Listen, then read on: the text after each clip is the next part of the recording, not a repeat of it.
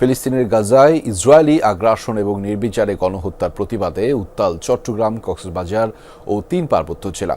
দিনভর বিক্ষোভ মিছিল সমাবেশের পাশাপাশি ইসরায়েলি প্রধানমন্ত্রীর কুশপুত্তলিকা দাহ করা হয়।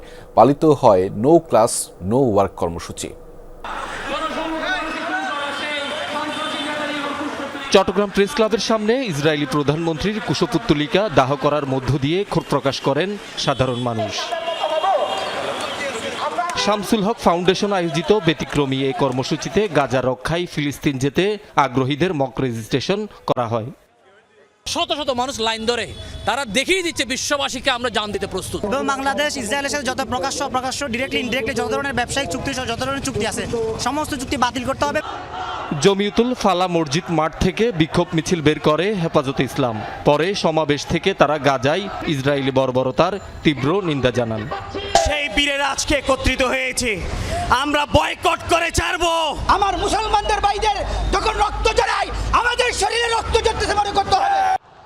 টাইগার পাস থেকে মিছিল বের করে জাতীয় নাগরিক পার্টি। ক্লাস পরীক্ষা বর্জন করে স্কুল, কলেজ, বিশ্ববিদ্যালয়ের শিক্ষার্থীরা ক্যাম্পাসে এবং বিভিন্ন পয়েন্টে অবস্থান নিয়ে বিক্ষোভ করে।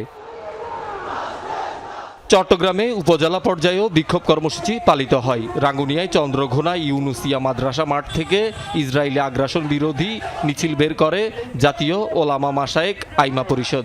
হাটহাজারীতে বিক্ষোভ সমাবেশ থেকে ইসরায়েলি পণ্য বর্জনের ডাক দেন বিক্ষোভকারীরা। কক্সবাজারেও দিনভর বিভিন্ন পয়েন্টে বিক্ষোভ মিছিল ও সমাবেশ হয়েছে। পাবলিক লাইব্রেরি মাঠ থেকে বেরিয়ে মিছিলটি কলাতলি মোড়ে গিয়ে সংক্ষিপ্ত সমাবেশের মাধ্যমে শেষ হয়। রাঙ্গামাটি শহরের বনরূপা, তবলছড়ি সহ বিভিন্ন পয়েন্টে বিক্ষোভ এবং নেতানিয়াহুর কুশপুত্তলিকা দাহ করে সর্বস্তরের মানুষ।